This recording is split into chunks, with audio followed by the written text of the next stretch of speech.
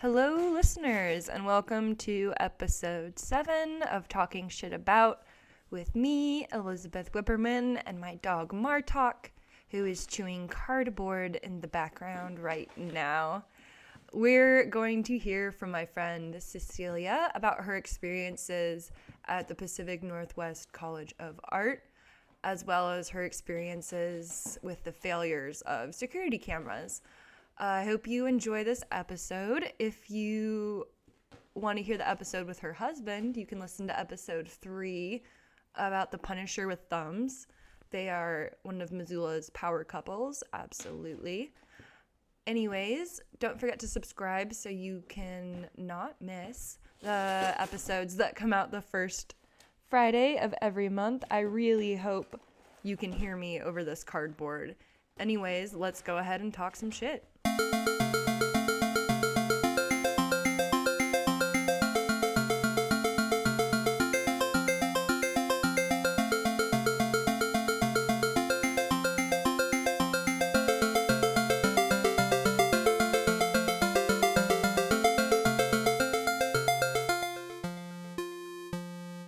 Welcome, listeners. I am here today with my friend Cecelia to talk shit on art Howdy. school.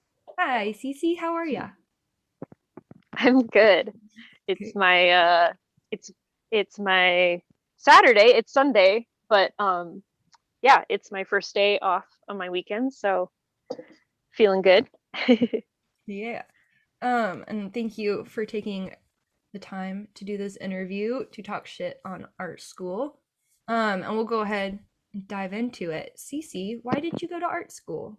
Um well, starting when I was in middle school, I actually started painting, oil painting, and I just fell in love um with oil painting and creativity. I'd always been kind of creative, but that was really what turned me from just wanting to go to, school eventually to do something in the sciences, and went, wow, I really connect with art.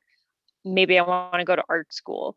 And that drove me to go to a different high school than I was supposed to go to, that was much more about art and creative stuff. A lot of their focus was less on like sports, and they still had like great math and English program, but they had way more art classes than most of the other high schools in this part of the world, as well as like choir and band and just so many creative avenues you could go through. And that just reinforced that I knew I'd always wanted to go to college, but I was like, I want to go to art school. And I had a lot of people, adults, when I say people, I mean adults, tell me that I shouldn't go to art school. I should go to business school so I could sell my art. And that just sounded terrible. like like that sounded soul sucking and awful. And I wanted not to like go learn how to make a living off my art. I wanted to learn more about making art. Like I knew how to oil paint and I could draw really good. I liked sculpting with like ceramics, but you just get that little intro in all of those high school art classes. And I wanted to like dive with both feet in learning how to do things in like all the mediums, how to make different kinds of art. I was very realistic oil painting, Western style stuff. I was like, I want to learn how to make other things. I want to learn how to make a statement and do all this other stuff. So I was like, I have to go to art school for that. Business school just sounds terrible. So I made that decision that I was going to go to art school probably freshman or sophomore year of high school, and had already been saving up to go to college. And then, of course, right around that junior year area where you start looking at actual schools, and they start sending you all those pamphlets and stuff about like, come to our school. We have a great art program. Don't you want to come here? And yeah, you start looking through all that, and they're very good at making themselves sound like the dream. Like, oh, look at this kind of community of artists that we've created. Don't you want to come be here and, oh, we have this great professionals program to prepare you for going out there and making art and making a living off of it and doing like doing these incredible things with your art. And they all have this idyllic sound to them in these little pamphlets. Sometimes they send you a little book of the art that the professors there make or that students have made to really just make you look at it and go, oh, wow, that is so cool. I want to make that, or, um, you know, be that productive. And so, you know, then you start looking at all these and you're like, oh, which one sounds the coolest? Which one sounds like the best? And you start applying for the ones that sound really cool, or maybe you like the city that they're in. So you start applying for those schools. And what ends up happening, I found, was they look at your, you know, usually your application has a lot to do with your portfolio of art you've already been making in high school. And they look at that and they send you back an acceptance letter and a scholarship.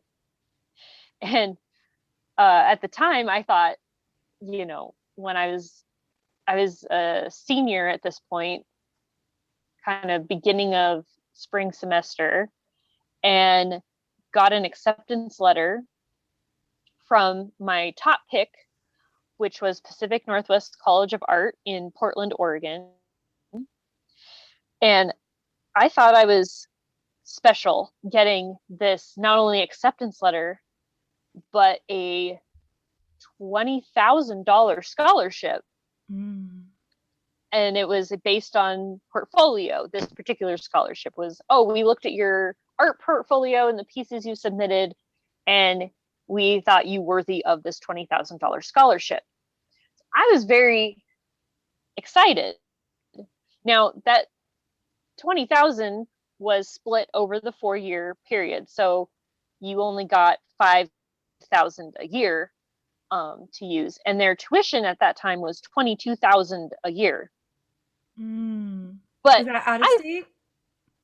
didn't matter, private art school. Oh, So okay. in state, out of state, didn't matter. I could have lived in Portland my whole life and still paid 22 grand a year. Gotcha. But they had this deal where, you know, whatever tuition you paid freshman year was what you would pay all 4 years. So if tuitions went up, you would still only be, you know, locked into that like 22,000. So I was like, okay, that gives me like a goal budgeting wise about how much money I need to be saving. Obviously at that point, like I was just starting to like fill out FAFSA and, you know, figure out how many grants and things I was getting. At this point, I was also applying for all kinds of scholarships, and I was an AP student. So I was taking college level classes and trying to study for exams and putting in for all these scholarships. And I wasn't getting anything. Like I was just, you know, I got some grants through FAFSA, but I wasn't getting, you know, all these scholarships for all these essays I was writing and stuff. It was just this one scholarship. And that really swayed me. I really thought like, oh, I have to go to this school. They gave me a scholarship. And I was very excited to go. And so I told I like showed my parents this, and they were really sad. And I didn't understand at the time why they were so sad. Well, I mean, this was 2008. Well, no, this was early 2009.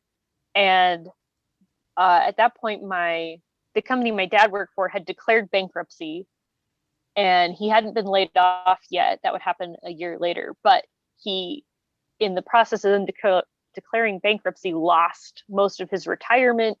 So financially, they were feeling very vulnerable.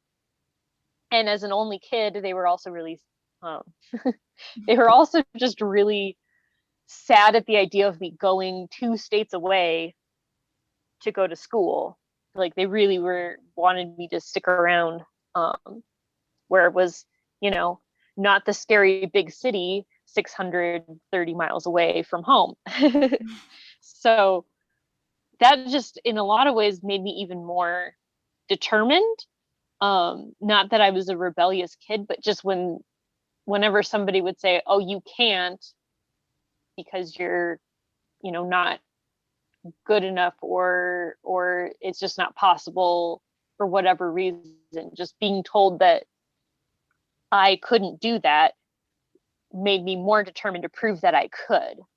And so I was set that I was going to do this. And even though like my parents were really sad about it, they were still supportive of what I wanted to do. So my dad and I went over and visited the school while I was still a senior in high school and did a tour. And when you show up at PNCA to do a tour, they have their recruitment officer come out and give you a tour and take you around to classes and classrooms and studios and kind of show you what their facility looks like, and even take you down at the time, down the street where the senior studios were, where the seniors were had their own individual studios and were working on their thesis projects.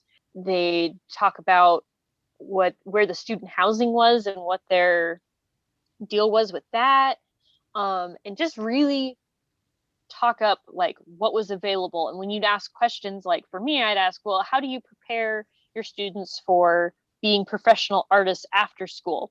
And part of, I had obviously turned my nose up at the idea of business school, but I really thought art was what I was going to do for the rest of my life. And when your dad is standing there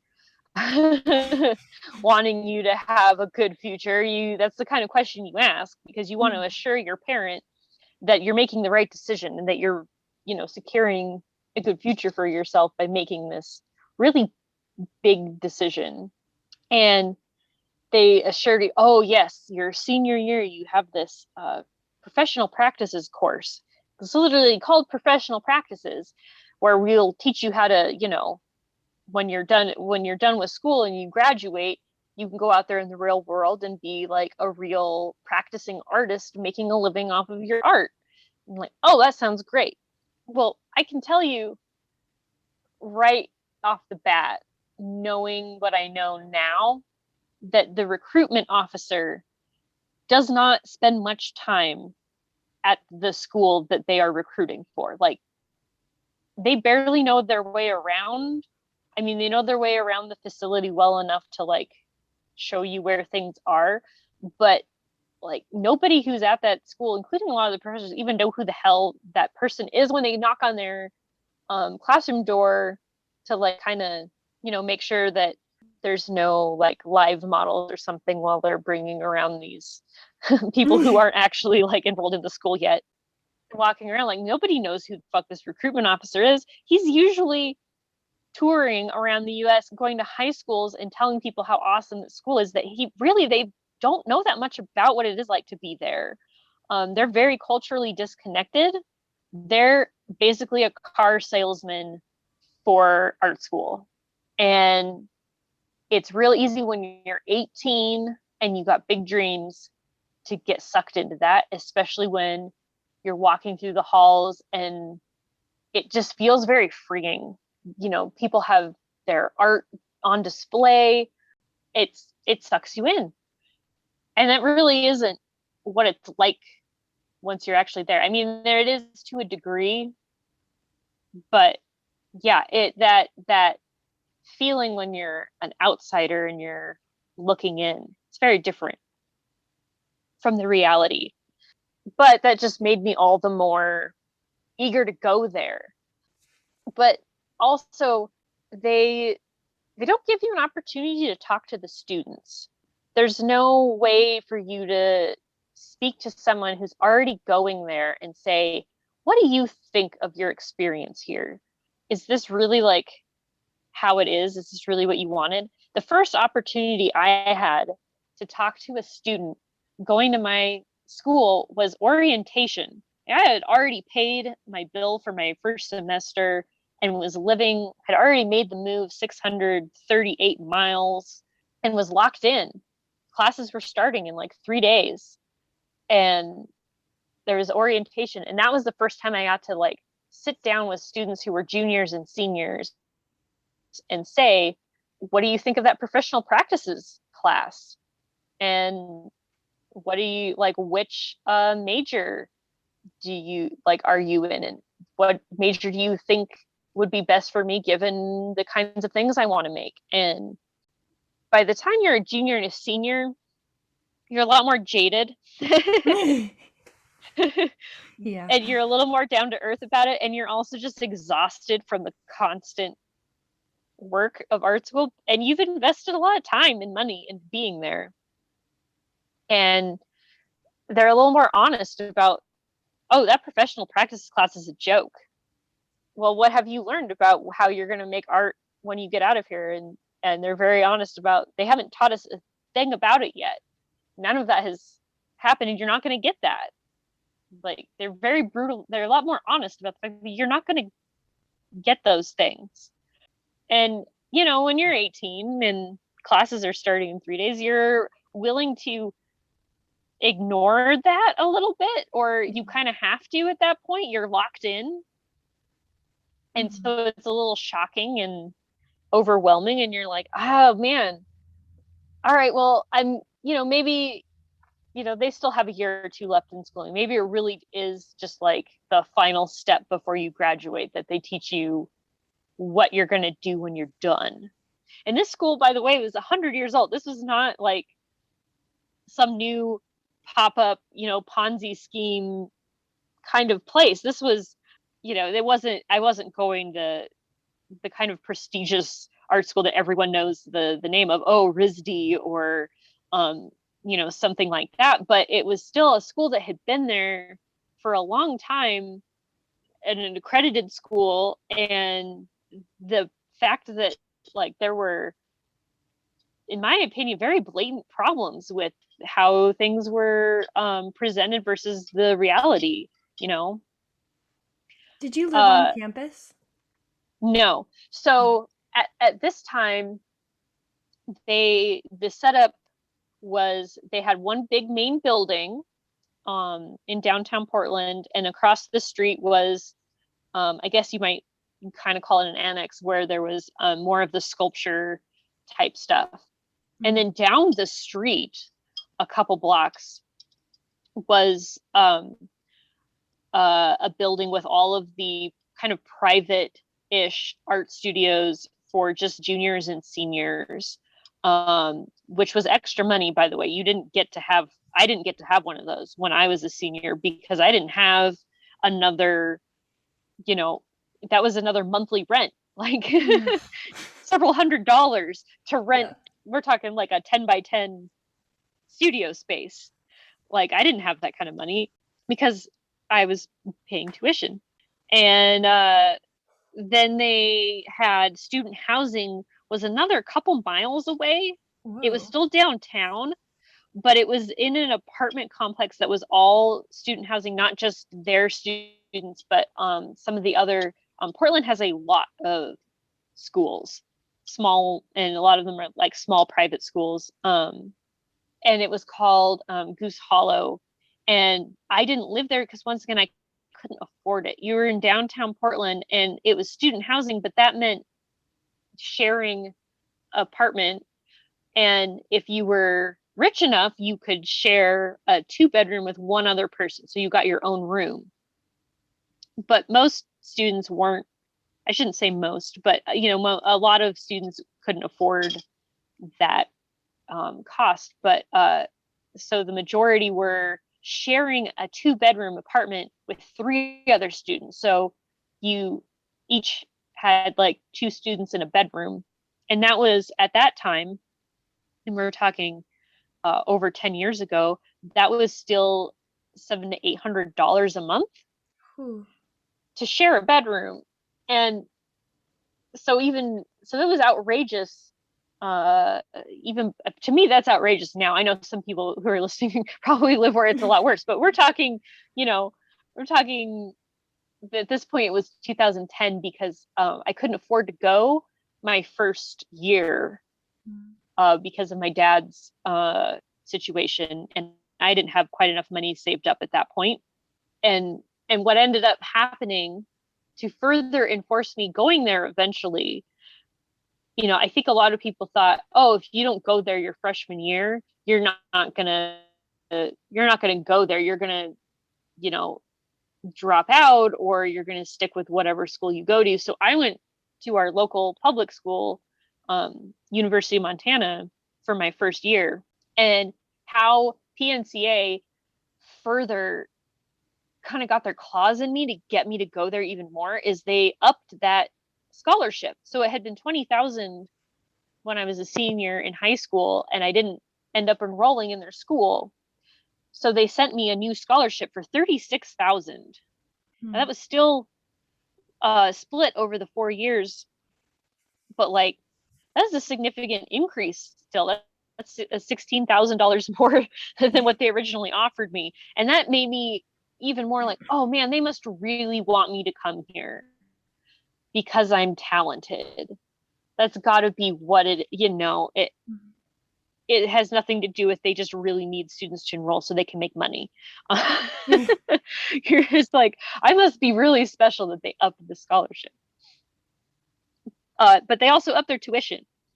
They upped that scholarship to 36,000, but their tuition, I think, went up to 28, I believe, for that year.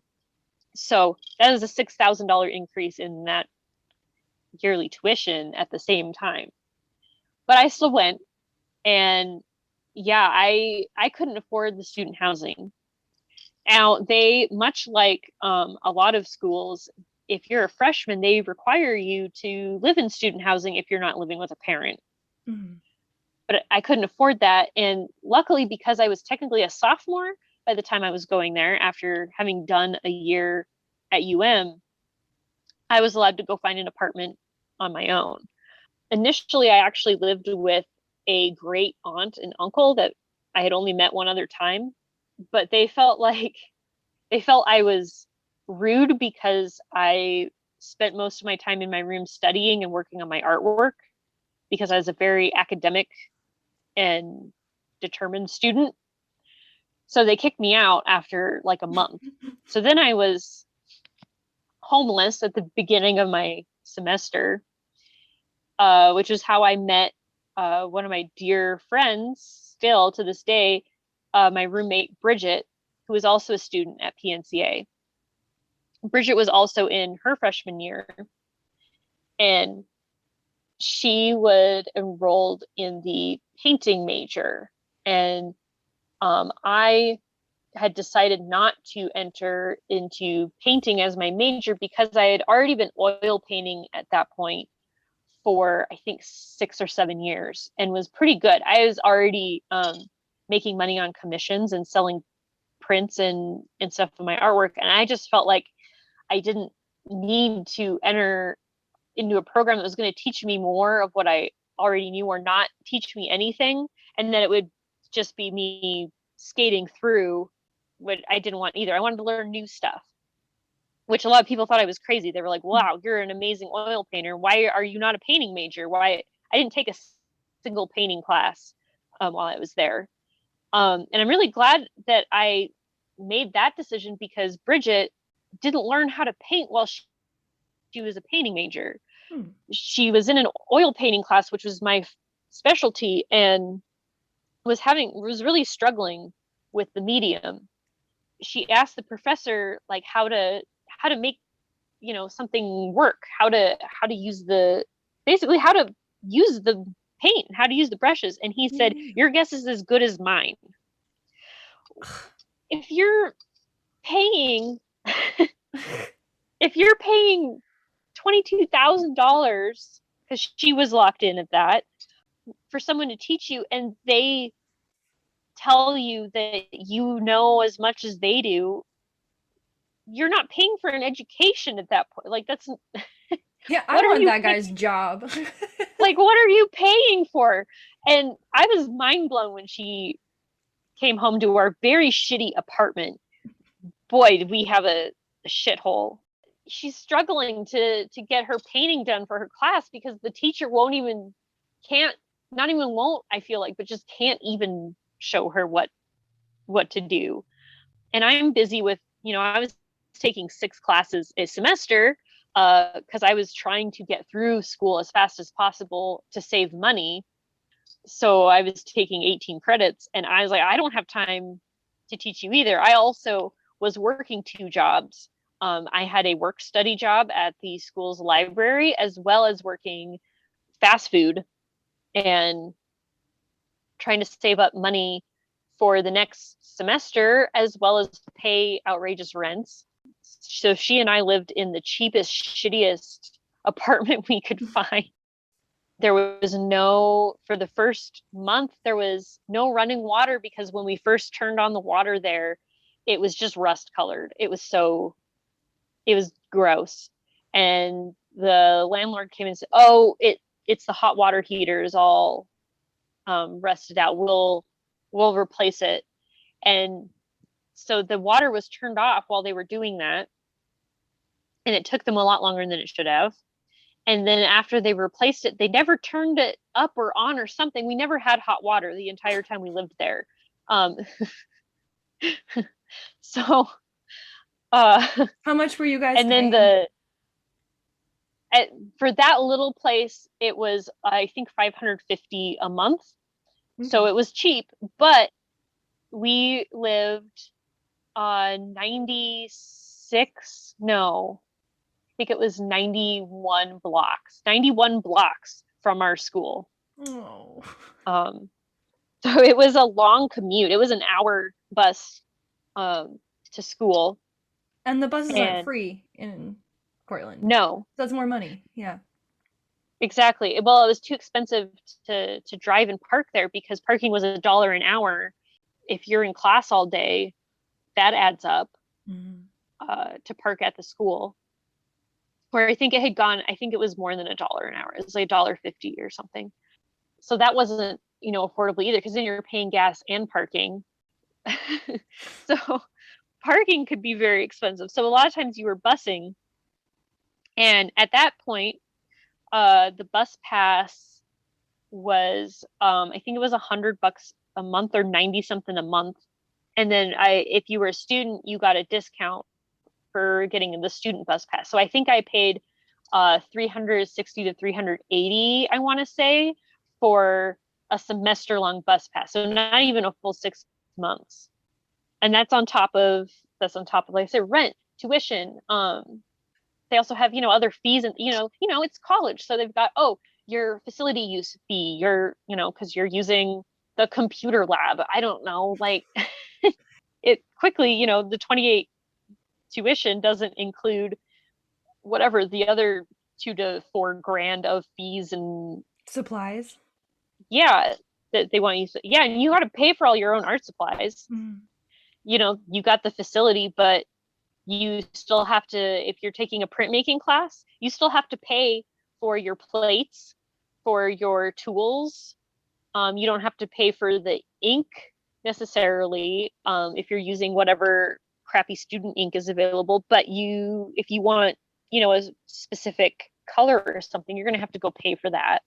That there's a lot every semester that you're going to have to go buy, plus textbooks. You're at art school, but there's still textbooks to go buy, and you're very unlikely to be able to resell those.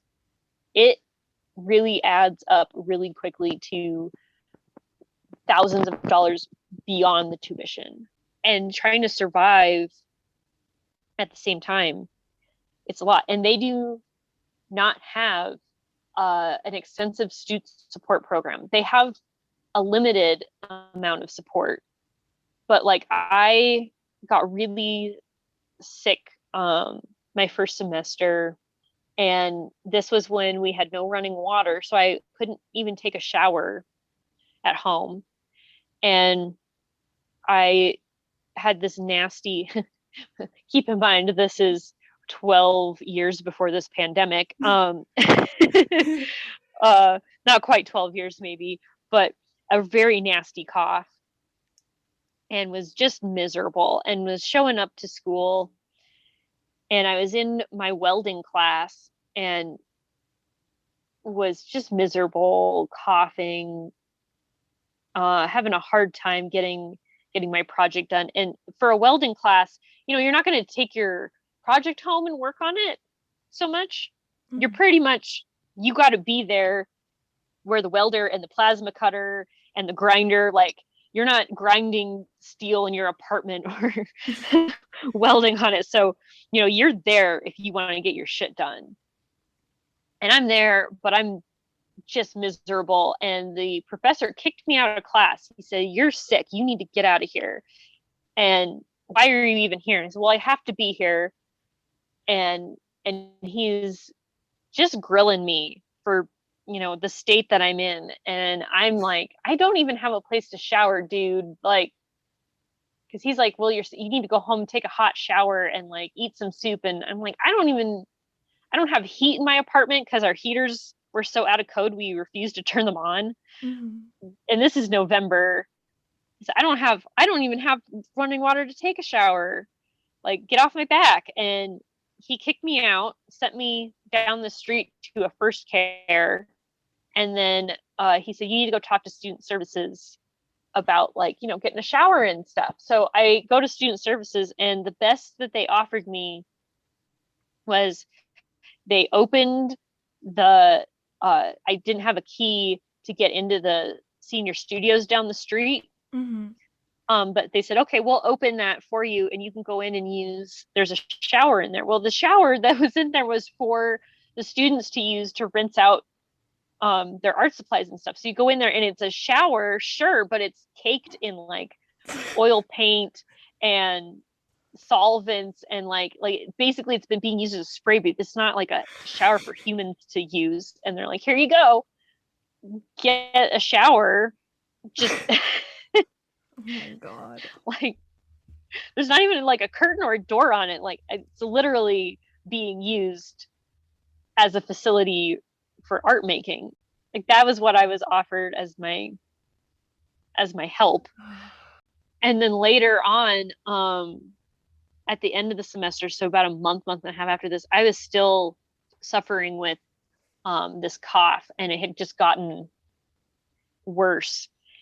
And it was finals week. All of the worst things to happen to me in my life happened during every finals week while I was at art school, by the way. Starting with my first semester, when I got really sick, and I was trying to finish an animation project at school, and campus was open till 1 a.m. And I, of course, couldn't work on an animation project at home. I had to be at the school because I didn't have the facility at home to make my animation. So I'm in the studio until the closing time, when they kick you off campus at 1 a.m., trying to finish up my final project for the next morning. And this cough has just wrecked my ribs at this point, and I'm starting to feel even worse. And I end up puking in the bathroom, and my right side is just in agony.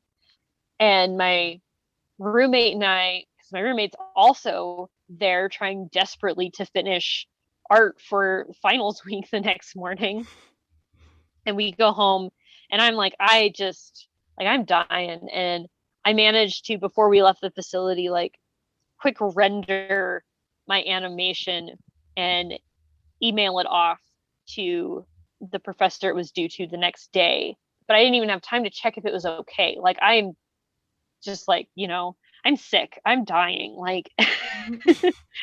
And my roommate and I are sitting at home just exhausted. And I said, like, I feel really bad, and my right side of my body hurts right where my appendix might be. I think I need to go to the doctor. Like, I need to make sure I don't have appendicitis. And she doesn't have a vehicle. She'd never driven a vehicle, but she's like, "Okay, let's go get on the bus and we'll go to the hospital. Like, I'll take you to the hospital." And we get there, and this is a big hospital in Portland, and the waiting room has like 35 people in it. But of course, let me tell you, here's a hot tip. You puke in a waiting room, you move to the front of the line. Hell yeah.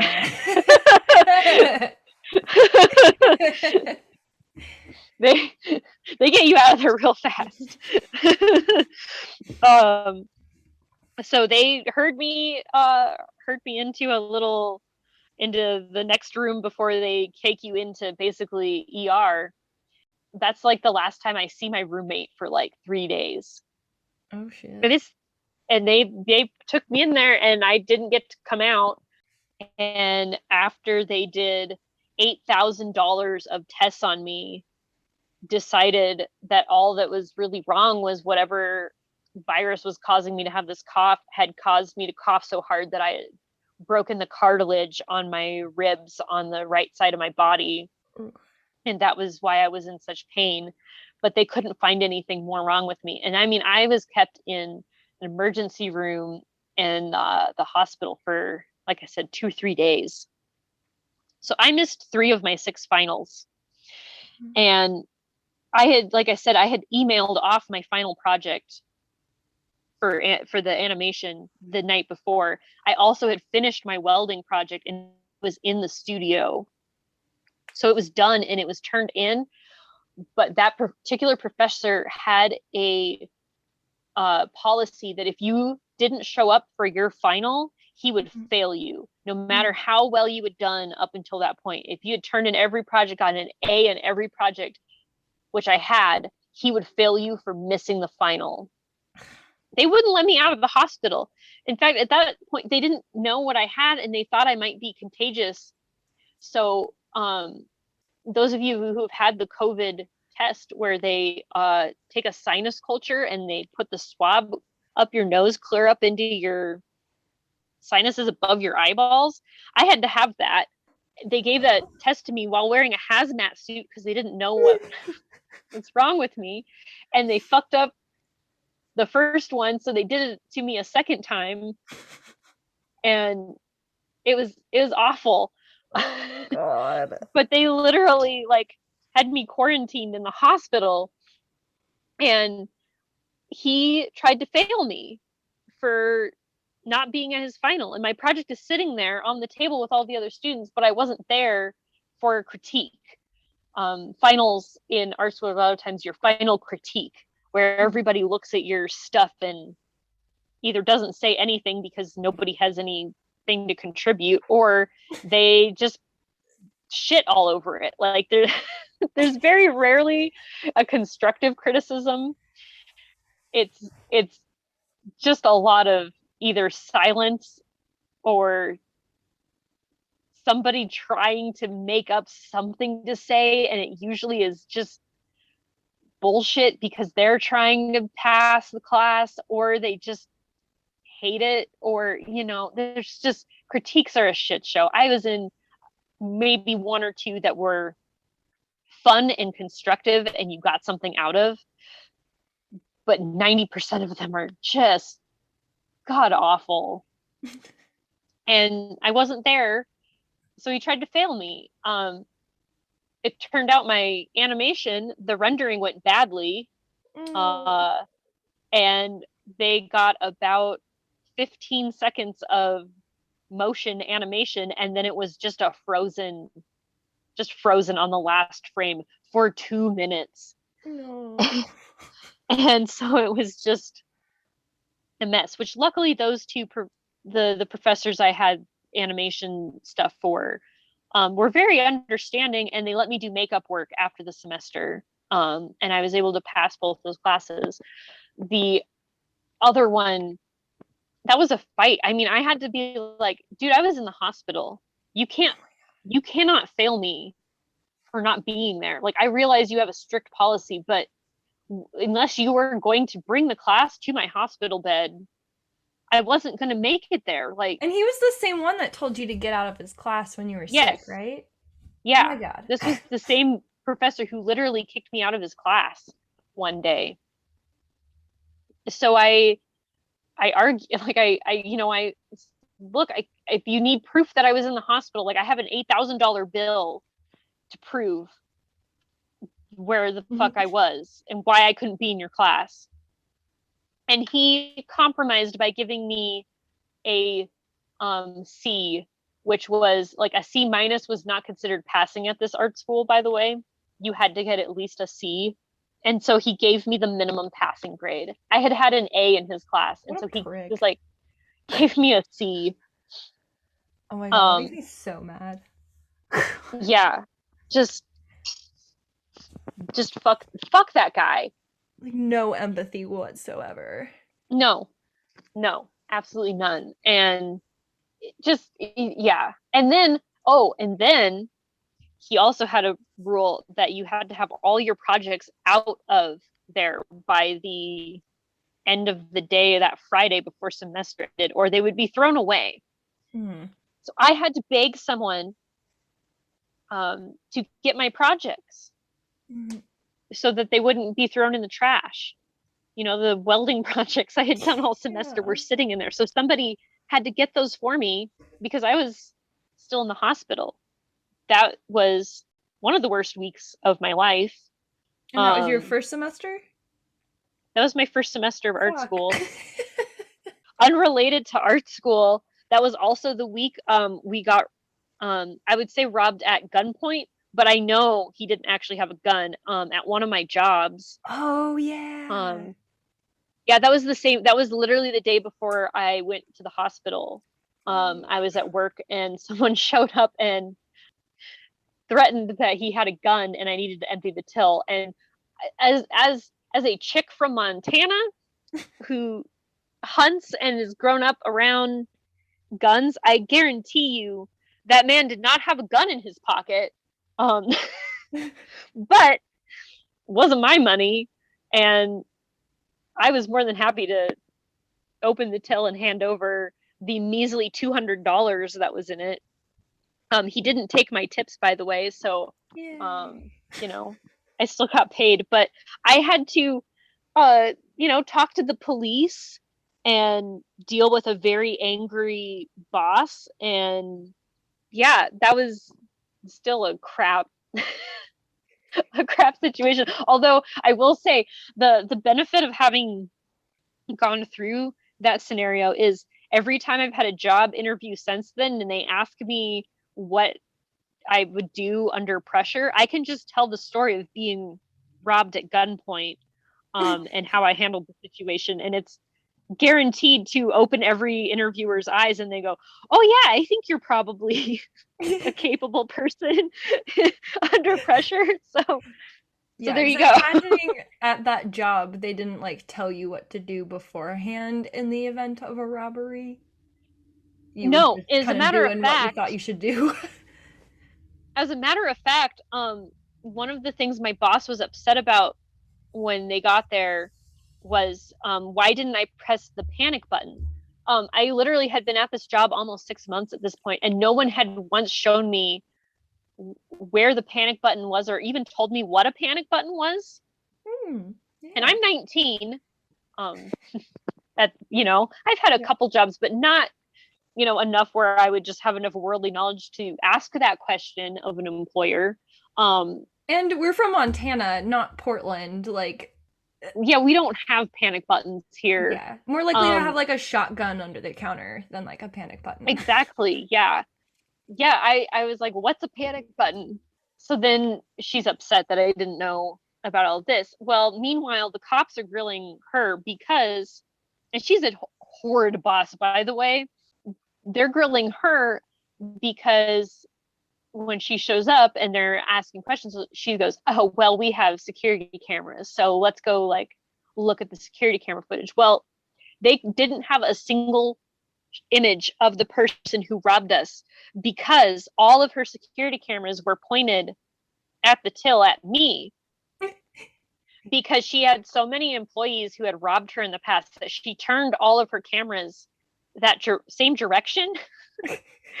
And the police officer was like, ma'am, this is the most useless security camera footage we've ever had. We could just see her opening the till and just handing money over, and we don't have a single shot oh my God. of the suspect.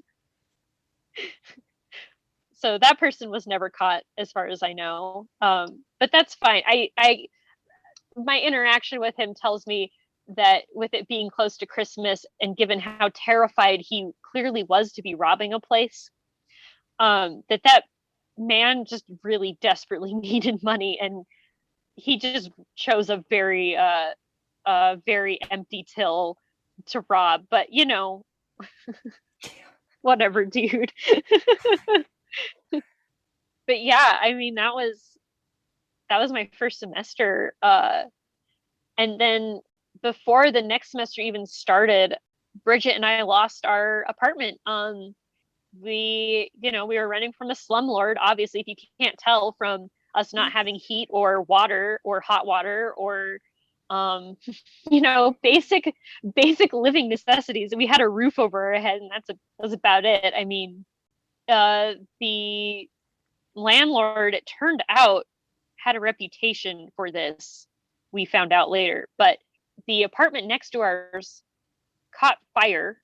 When I say caught fire, I mean it ended up literally exploding, and we didn't really lose too many belongings. We lost a few belongings, but it was mostly smoke damage and damage from the firefighters busting into our apartment to fight the fire that was mostly up in the attic at that point. But yeah, we lost our apartment. Our apartment burnt down, caught fire, exploded. I don't know. That was about a week before the second semester started. So I spent my first month of the second semester homeless. We had moved our belongings into her parents' garage, and we would either sleep on whatever couch was available, or I would sleep in my car, which was Geo Metro. And this is January. So it was a great way to start second semester. That was the first time, well, I guess kind of the second time I didn't have a place really to live in that first year of being at art school, but it was not the last time. Mm-hmm. So the second semester didn't have as much tragedy. I was once again sick finals week. I had that same thing happen to me when I was in college. Like I think it's the stress. Yeah, like it lowers your immune system. Mm-hmm. It does. The stress absolutely wrecks your immune system, and yeah, I know that I ended up sick every single semester. More on, I guess, just like learning why I think art school is a trap and a shit show. For second semester, during that time, obviously I was finding out more about just how shitty professors could be. There's some amazing professors at art school. They are fantastic. They appreciate that they have a wide variety of creative students under their care, and they help the student get where they want to go instead of trying to cookie cutter them to make the same art that they make. And they just teach you how to use the materials.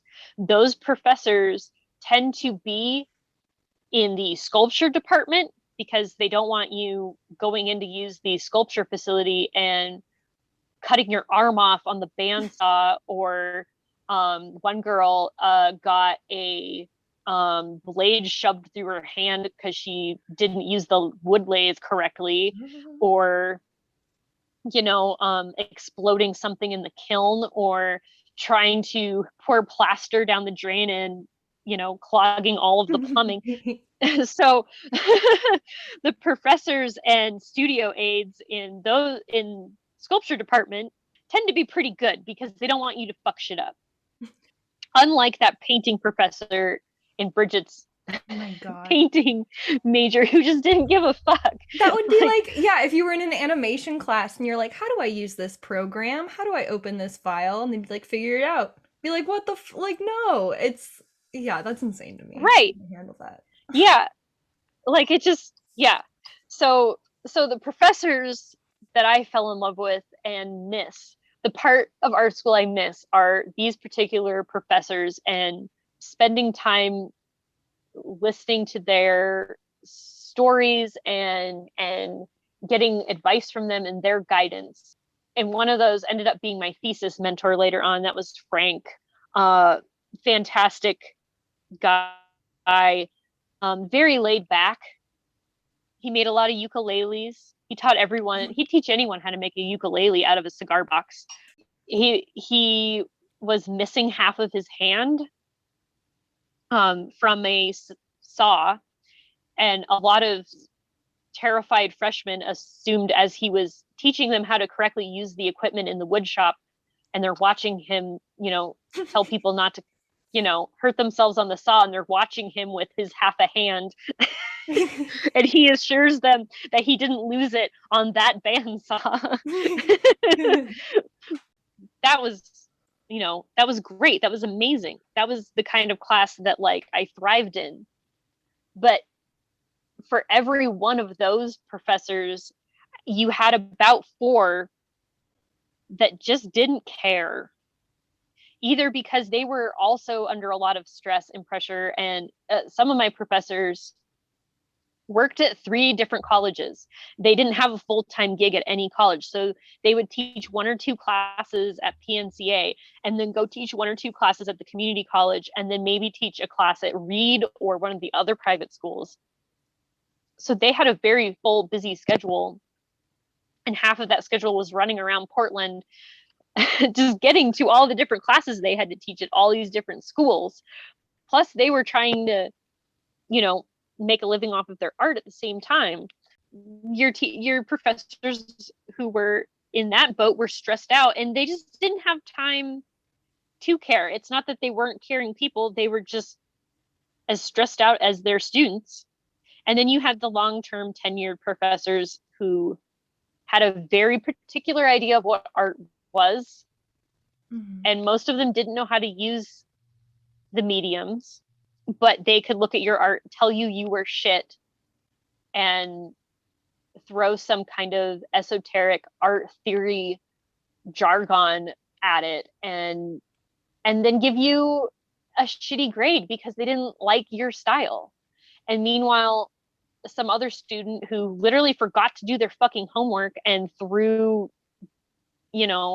a tire on the side of the road and threw a nail through it and put it against the wall, they'd give them an A. They would love it. They would, they'd be like, oh yes, because the student would talk about whatever art theory that professor had been rambling on about the week before. And so they'd be like, oh, here's how it relates to that bullshit you were talking about last week. And the professor's like, oh yes, basically just like perpetuating their own masturbation about like their ideas about art. And it was really, really frustrating because, if you happen to have the same kind of style as that professor, you were set. You could, you could fucking murder their mom and they were still going to give you an A. But if you got into somebody's class who they only gave a shit about,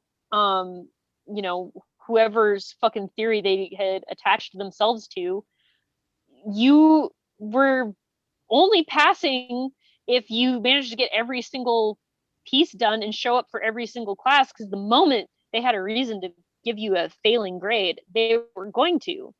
If you were like me and a lot of your art style is based on realism, and it doesn't matter what your piece is about, because I did plenty of pieces that weren't just, oh, this looks pretty. This is, most of my art school stuff wasn't, here is a beautiful landscape with a moose in it, which is what I was selling.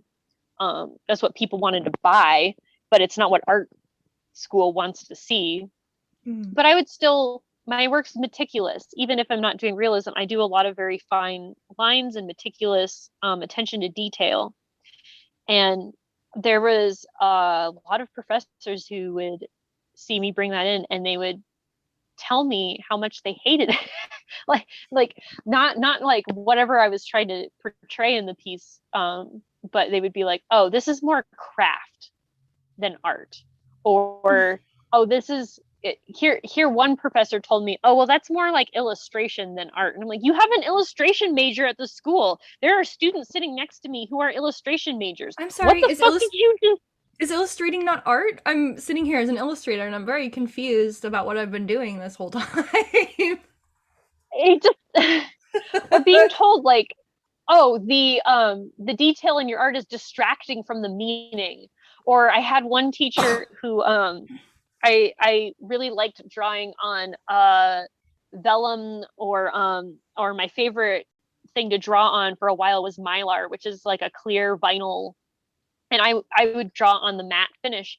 And I had this one piece that I did where I did that, and the professor, it was meant to be seen from one side and like, have the thing show through. He flipped my art upside down. He flipped it over and he said, now this side could be in a gallery.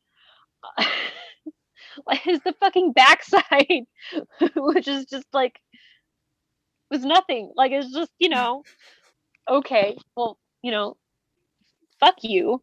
I mean, like I said, there was a few critiques that were like constructive and like, oh, I see how I can use what you just told me to improve my next piece.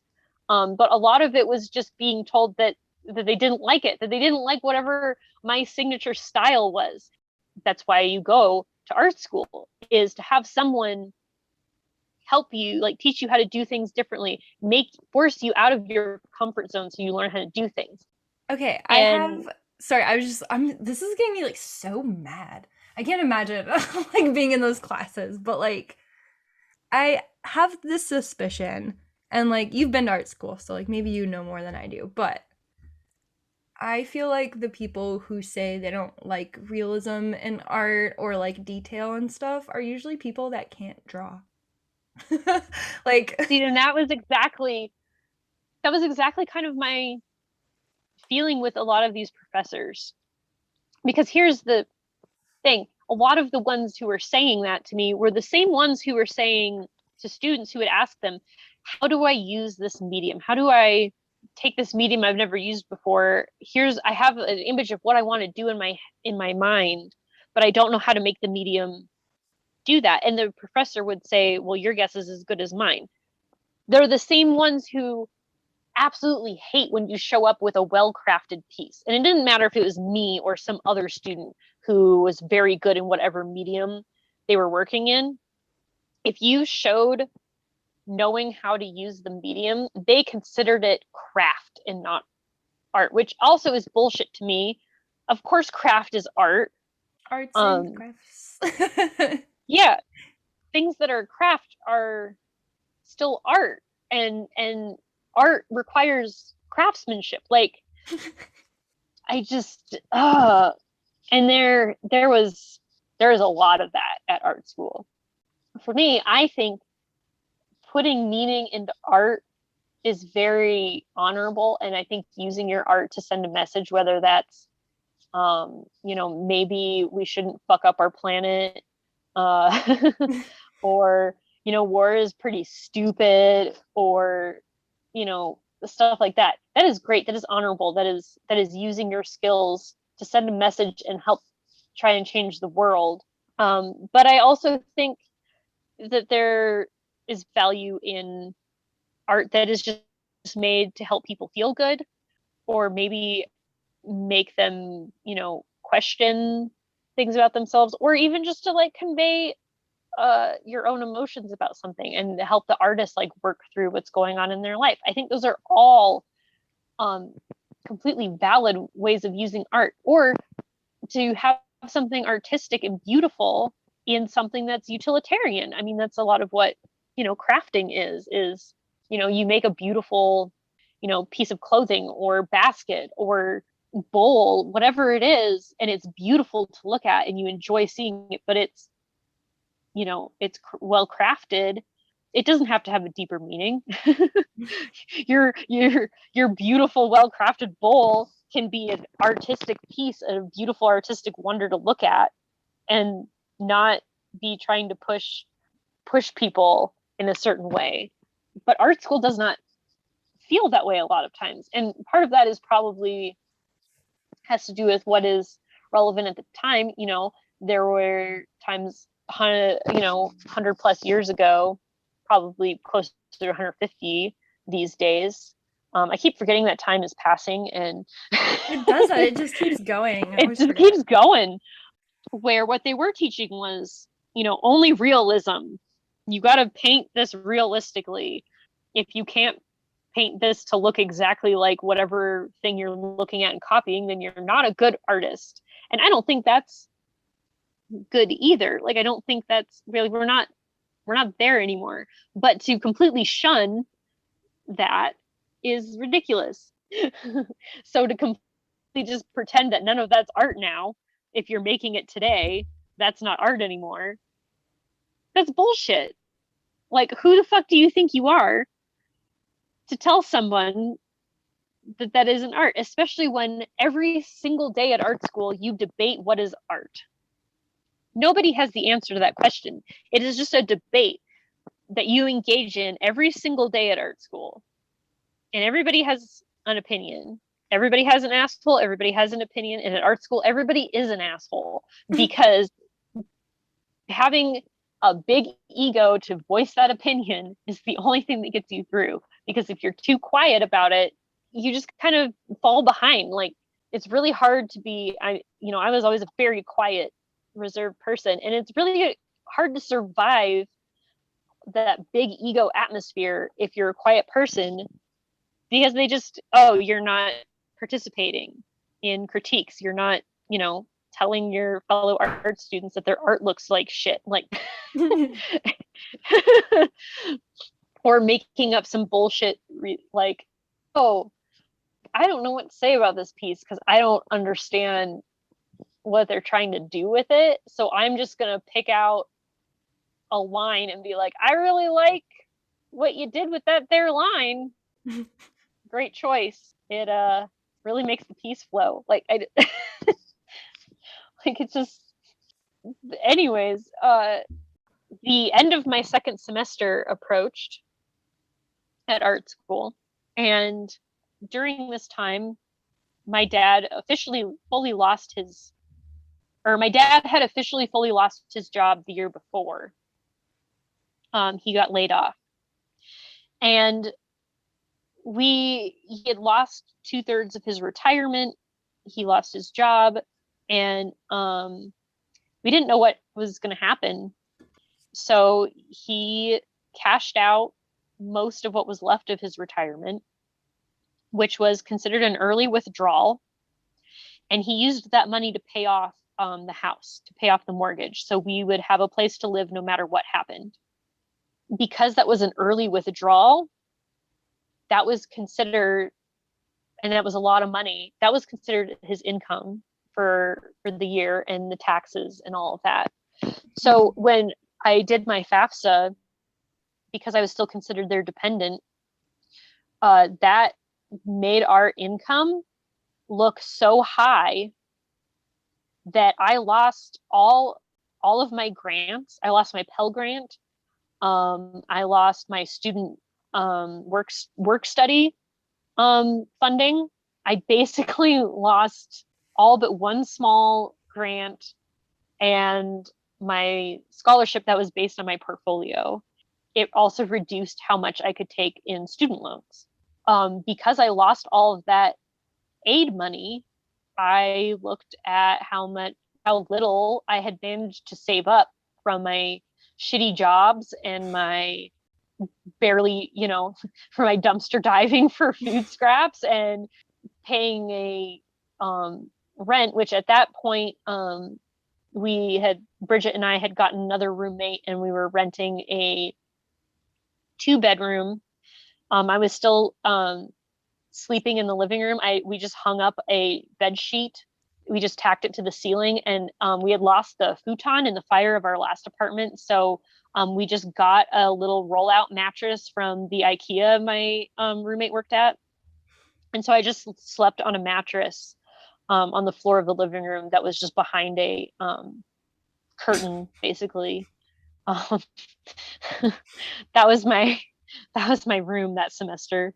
I think I was paying almost $300 a month rent, which doesn't sound like very much these days, but when you're living in those conditions, I think my income was only $800 a month. It was less than $1,000 a month income. So I didn't manage to save up very much money for the next semester of art school, obviously, and I lost all my financial aid. or the majority of it. So I went to the financial aid officer at school and I said, what can I do to come here next semester? What do I have to do to get more financial aid? I said, I've been applying for scholarships this whole time. Nothing's panned out. It doesn't make sense to me that I lost all of this aid. My parents are not really paying my tuition. They were helping a little bit, but I was paying the majority of it because they didn't have the money either. And I said, can I? And she says, well, you can't get more aid because you are a dependent. You would have to be considered an independent to get your aid back, to not be considered under this income that your parents had. And I said, okay, well, what do I do to be considered an independent? Because I'm paying my own everything. They're not paying for this. And she said, well, the only way an undergrad at your age could be considered an independent is if you get married, have a baby, or your parents both die. And I was already very upset in her office. And if that didn't fully bring me to tears, like, and she said this very harshly and with a straight, like, there was no like, oh, I'm so sorry, honey. This is like, like, this isn't me. This is just how it, like, this is just blatant, straight face, just like, well, here's the facts. Your parents could die, or like, go get married or have a baby. Like, who tells a 19-year-old undergrad to Yeah, go and I'm have a pretty sure baby? that's just like not correct also. Like, or well, your parents could die. Like, wouldn't that be fortunate for you? Like, yeah. and it literally, in my feeling like a crazy person at the time, because I just wanted to I was so determined. I was so determined that I didn't even care what happened after art school. I'm going to make that very clear, that I had no plans for what life would be after art school, because I was just focused on being there and getting through art school. I just wanted that so badly that I didn't even consider that there would be a day when I wasn't at art school anymore. I was just like totally heartbroken. Like, it's like I can't afford the next semester, and the only way I can afford it is for these incredibly, like, either irresponsible life changes, like I'm just gonna find some random person and marry them, like, or I'm gonna have a baby. Like, that doesn't seem like that doesn't seem like a good way to get through art school. I was just like incredibly heartbroken, and there was zero sympathy from this financial aid officer. Zero sympathy. Like, she like passed me a box of Kleenexes and was basically like, when you're done crying, like, get out of my office. Basically, I couldn't go to school the next semester because I didn't have the money. What I figured out on my own, not from financial aid, is that if you skip fall semester, your financial aid for the year is consolidated into the spring semester if you end up going the spring semester. Mm-hmm. And that's how I bought my next semester. So I skipped fall semester and was back in the spring. I finally got into a good housing situation. Bridget and our other roommate, we ended up losing that apartment because it once again was run by a slumlord. So yeah, we lost that one to mold and fleas. Ew. It was awful. It was unlivable when we left. But I finally was in a good housing situation and went back to school and continued. Was able to. I actually, because I've been taking 6 classes, I would have graduated a semester early, but because I skipped a semester, I ended up just graduating right on time. Mm-hmm. So that was cool.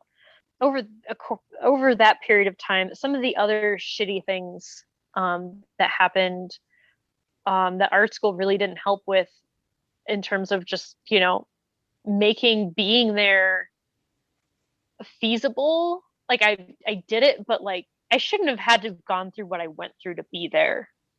But what ended up happening that year at the end of that first semester, so I had been doing my research for what I wanted to do for that project, and had my sample. You kind of had to do like a demonstration piece of what you were going to end up doing. Mm. I had done all of that, had my research in the beginnings of what was going to turn into my written essay, research essay, and they had approved. I already passed that proposal, and it's finals week again, and we were in a critique, and a student had their art displayed in another room. So we left our stuff, everybody left their belongings in that room and went to the next room over to go look at their piece. We were in a building, by the way, that had like a key pass lock. Like you had to be a student or staff person with a key lock to get into the building. Mm-hmm. And while we're in critique in this other room, somebody walks in and picks up my whole bag, and because it had my laptop in it, and they just pick up the whole bag and walk out with it. Just took the whole thing. Not only was my laptop in that bag, but all of my sketchbooks, my printmaking tools, my drawing tools, a lot of stuff, and a lot of it was valuable only to me. Mm-hmm. My anatomy notes, because I was in a very intensive anatomy class, was in there, and I hadn't taken that final yet, and so I had to go to that final without any of my anatomy notes. And so the professor, luckily that professor was like, okay, normally you're only allowed your notes, you're not allowed like a textbook or anything, but I'm gonna let you have I'm gonna let you have something, because that is a brutal exam to get through with nothing. Yeah. Oh, that's good. But I went to the school and I said, hey, my shit got stolen. I can't afford to go buy another laptop right now that had all my stuff on it. Like, what are you going to do to help me get it back? And they said, well, that's not our responsibility. And I said, well, what about like security? Like I'd like to at least be able to like file a police report, help me file. And they're like, well, we don't have so they had what appears to be security cameras at that school, but it wasn't. It was literally a block of wood with a black dot painted on it for a screen, and they would hang them in places to make it look like they were security cameras.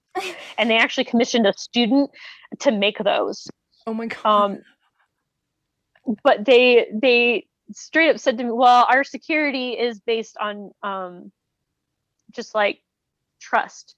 Like we just trust that people are going to be good and not do bad things. And when bad things happen, like that's on you. You shouldn't have left your bed. Like the whole class had left their stuff there.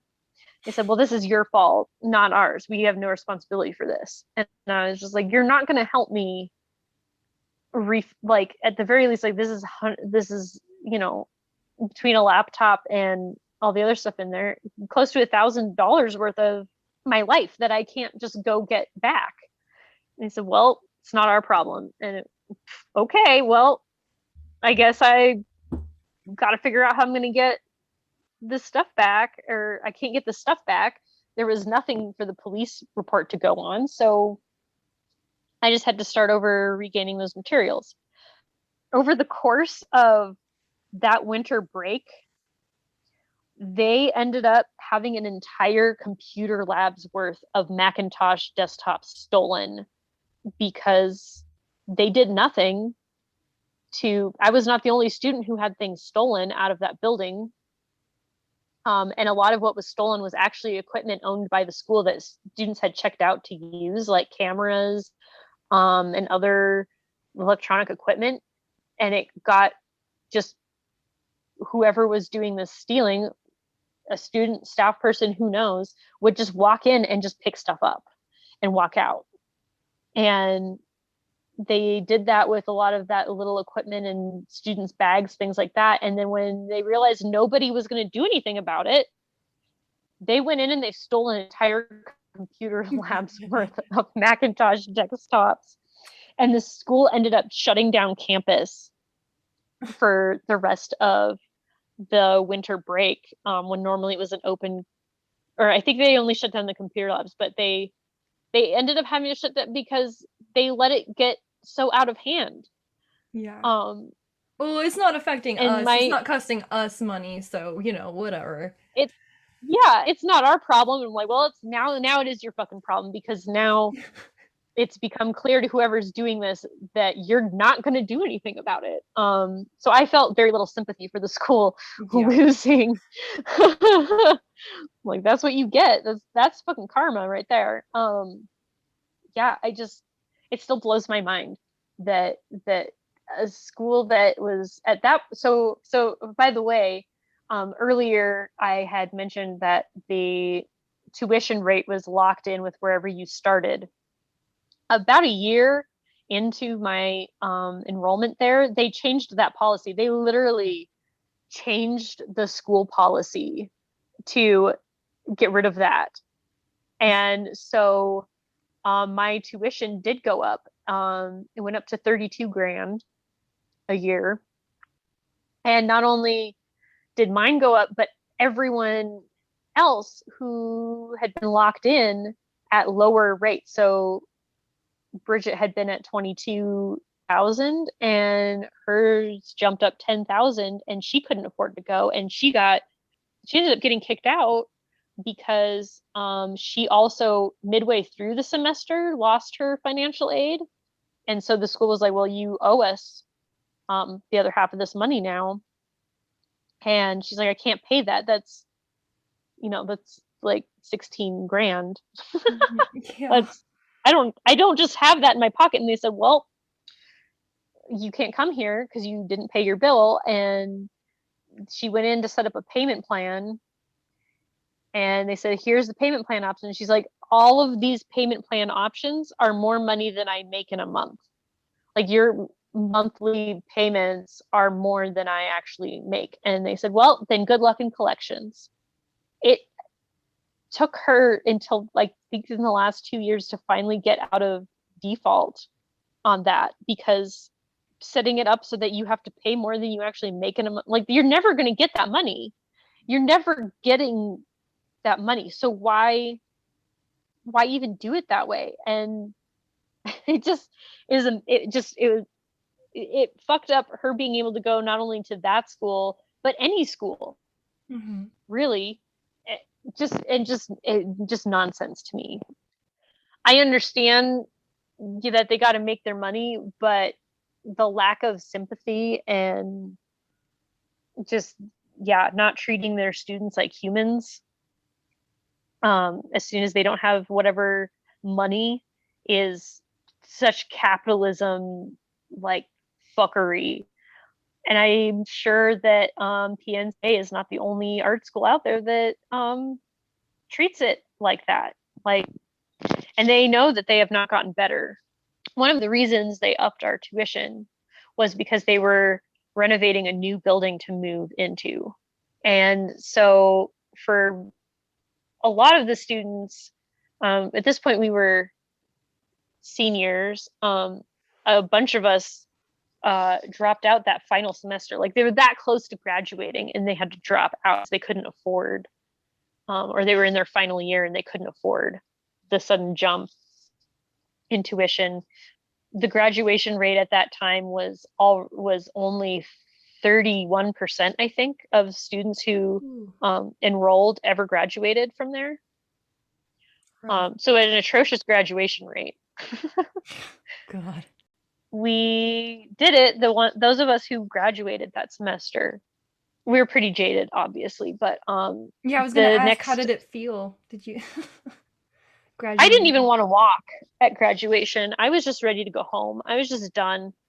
But we knew that the next semester, they weren't even, like, they were moving into the new campus. They were working on getting it renovated, or it might not have been the next year, it might have been the year after that, but they had purchased an old post office building that had been vacant for years, and they were renovating it for to be the new campus. And when we asked them questions about it, because at this point it's art school and we are there to make a like a lot of us want to make statements about the shit going on in the world, and that we didn't hesitate to make artwork, very public art pieces, asking questions like, what the fuck is the school doing with our money? Because Pacific Northwest College of Art is listed as a nonprofit. I'm not entirely sure which type of nonprofit. There's a whole bunch of different kinds of nonprofits, but they are listed as a nonprofit, which typically means there is supposed to be a degree of transparency in where their money, how their money is distributed, where it goes, what, what comes in, what goes out. And there was no transparency. It just very much was suspicious to a lot of us. We're like, we're paying a lot of money and the facilities kind of suck. The printmaking studio is great. I can make amazing art in the printmaking studio, but like the bathrooms are fucking falling apart. The entire like animation program, which was a fairly new program there at the time, doesn't even have enough computers. Like there's a serious problem here. There's not a security system, or there's not security cameras. There's a security system. Like, you didn't dare get locked in after that 1 a.m. campus closure, because the moment you tried to leave, it would set off, you were locked in the building and it would set off the security alarm. But like, there's no cameras to see who's stealing an entire computer lab's worth of Macintoshes, like just in the middle of the day. But we were like, where's the money going? And at this point, we were also in that professional practice class I mentioned at the beginning of this long story. And it turns out what professional practices was teaching, it had kind of two parts to it. This was the class you took where at the end of it, the goal was you would propose what you were going to make for your thesis. So this was the first semester of senior year. The second part of this was learning how to write grants to ask for money to make the art you wanted to make, and writing entrances into art residencies. That was all we had talked about, or like, that's how they said we were going to make our living, was begging for money, essentially. Not selling art. Talk a little bit about getting into galleries, but they straight up kind of told us it's unlikely you're going to get into a gallery, so don't depend on that. Instead, you should beg for money. You should apply for grants and art residencies. And I'm like, well, that's not what I'm planning to do with my life. Like, so me and there was at least 2 other art students, possibly more, in this class who had already made money off of their artwork, selling their paintings or sculptures or whatever it was we were making. I think the one person was making these fantastic teddy bears that were very like gothic horror, and people were buying those up like crazy online. We said, well, wait a minute. I don't need to apply for grants or art residencies. People are willing to buy my stuff. What I want to know is, how do I file my taxes as a self-employed freelance artist? How do I build a website? How do I basically be a professional artist? How do I market when I get done here? Right. All of these things that are not intuitive to me as a creative person, but that I need to know if I'm going to be a self-employed or freelance artist who makes a living off of what the things that I make.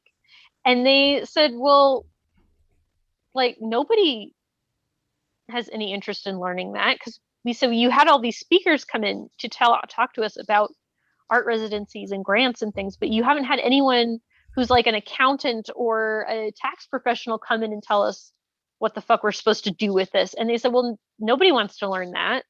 Art students think that's boring. So, well, yeah, we think it's boring, but we need to know how to do it. We're going to graduate in the next 6 months and go out there, and we want to know how to do it. Why the fuck isn't that a part of this class? And they said, well, art students don't have much interest in learning how to do that. They think those speakers are boring, but also, like, you're not going to make a living that way. And other students agreed with us. They said, yeah, I haven't made money on my artwork yet, but I'm kind of hoping that I know what to do when that time comes. And the professors straight up just acted like that was insane, that was ridiculous. So there was just a lot of weird things regarding money in general. Like the school's not transparent how they use their money. Their expectation of how you're going to make money is very unrealistic and skewed, and ignores that like there's people who want to buy artwork, everyday people, not rich collectors, not museums and gallery curators, but my mom and dad want to hang fucking painting in their bathroom, or maybe a restaurant wants to hang artwork, or maybe a public space wants a sculpture. There's a market out there that you Yeah. can't just ignore. It's unlimited. Art is like unlimited in what it can be, and there's just an infinite amount of things people like and want to buy. So to tell your classroom full of people who are creative and able to make that stuff that there isn't a market for that, and there's no reason to teach them how to take advantage of that market, like you're not even teaching them how to be like an adult. I just it was very disappointing, like I said, especially because you realize they're not going to teach you this when you're in your final semesters, like. And so I just want anyone out there who's considering art school to keep that in mind. I'm not saying don't go to art school, but at the same time, there's an awful lot that they didn't teach and that they have no desire for students to learn. And you're going to give them a lot of money, and they're not going to necessarily repay that with education or even basic human kindness, which, like, I don't know, if you give someone a lot of money, the least they could do is treat you with some respect because you're Yeah. paying their bills. And not only that, but for us who were there that final year before they moved into their new campus, we really felt like we were paying for the next students more than we were paying for ourselves, that we were paying for facilities that we were never going to get to use ourselves, and we felt a little cheated by that.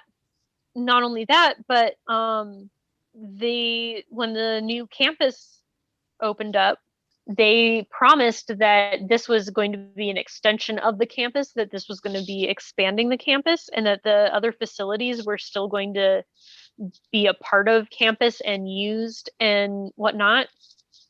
And about partway through the summer, somebody was walking through, and that all the buildings that we had been going to school in had already been demolished. And then when the students went to go to the new campus, it wasn't even complete, and they had to spend the first part of the semester wearing hard hats because it was not even safe to be in, and they were trying to teach classes in a literal construction zone while wearing hard hats. And let me tell you, the rent increased dramatically also. Like, if I thought the $800 to share a 2-bedroom with 3 other students, and I'm not talking 800 for the whole apartment, I'm talking 800 per person. If I thought that was outrageously expensive, they were well over 1,000 for the same shared apartment at that following year after I left. The last I looked at what their tuition was, which was already probably a year or two ago, I looked out of curiosity, was already up to 45 grand a year. You mentioned their nonprofit status, so I just like Googled them really fast. Yeah, it's hard to say, like, there's nothing blatant like this is our goals as a nonprofit, which like is super sketch as a nonprofit. But the average cost before aid is 57 grand. Holy sweet fucking Jesus. That's a lot of money. And the acceptance rate is still about the same. The acceptance. Graduation rate says 47%. Or Yeah. no, this says, okay, I don't understand these numbers. Some of these say 28 for first time full time, other full times say 47%. but it's not good. And once again, when the numbers are even confusing to look at, it's suspicious. Mm-hmm. What are you hiding? I guarantee you the dropout is all about money. Before the pandemic, there had been a lot of strikes. And when I say strikes, I don't just mean like staff, I mean staff and students going on strike. Once again, regarding how money is used, but also just like really bad treatment of staff. Like, where's that 57 grand a month all these students are paying if it isn't to pay the people that are teaching them, and if it's not improving their facilities, and where is it going? I don't regret that I went to art school. I know it sounds like I do and like I should regret it because it was a shithole, and I did have a lot of good experiences with certain professors. I made a lot of artwork, and I got access to amazing facilities that I miss. However, I made sacrifices that nobody should ever have to make for those experiences. And until there is giant change in our public school system, not well, and that wasn't even a public school, but in our school system in general, our education system, what we think of as education and what we think students have to do in order to get that education, nobody should have to make those kinds of sacrifices. I can't recommend that anybody go to art school. I can't recommend, and in fact, there's a lot of people I just don't recommend they go to college, period. Like all of this academic stuff, it only matters while you're there. Once you've gone through it all, it stops mattering. A couple years after it's all over, nobody cares. Like, sure, maybe you have it on a resume. Like you can say, like, oh yeah, I got my degree. You're just paying a lot of money for an experience, and that's the end of it. And they might keep asking you for money later on because, boy, PNCA sends me a lot of, boy, you should keep sending us some money. You graduated from here. You love this place, right? Better send us some money. And I'm like, fuck you. I paid you a lot of money, and I'm not going to keep paying you money. Like, I didn't fall in love with you at the end of that experience. Let me tell you. Like, sorry, art school, but no. And honestly, and I going there made me the person I am today. It gave me a lot of experiences that made me grow up a lot and realize a lot. I can see through bullshit very easily. I can also bullshit very well because that's how you survive art school, is learning how to bullshit. That's really what they teach you. It's not how to make art, it's how to bullshit. And those are all skills I use in my current job, really. I mean, and the experience of having to survive, like, I feel like I can survive anything now because it was so hard to get through that. And I think there are other ways to go get experiences that develop you as a person. And I think it's okay to also wait to have those experiences. You do not need to, at 18, keep trudging down that path. You need to do what is right for you. It is a miracle that I got out with as little debt as I did. I just can't recommend anybody do that. You've convinced me And not to go. the one part that does break my heart is I don't really make art anymore. And part of it is because I was burned out from that experience, from dealing with shit critiques. Being in that environment was fantastic, but when it's over, and you don't have that anymore. And I have, friends like my husband who wanted to go and didn't make it there, never got to go to art school, who makes way more artwork than I do. So that's something to keep in mind too, that you might not go to art school and you may be a better artist for it, or you might go to art school and become less of an artist for it. Everyone's different, but you just don't know how it's going to be while you're there, and you don't know how you're going to be afterwards. Don't sacrifice everything to go do that. And they'll let you. They are not there to see you succeed. They are there to take your money and do God knows what with it, because none of us know. And like I said, I'm sure there's people out there who had a wonderful experience at art school. I think they're probably the people who become professors um, and stay there forever. And I really hope to see it change. I really hope that someday going to art school is not a sacrifice for people, and that they can go and they can live the dream that I had. I think that's going to take not just an overhaul of Pacific Northwest College of Art. I think that would take an overhaul of this entire country's perspective on education. So let's get it together. Cancel student loan debt, number one. fucking get it together. Yeah. Well, Cece, thanks for coming on. Oh, it's so good to bitch about art school. It's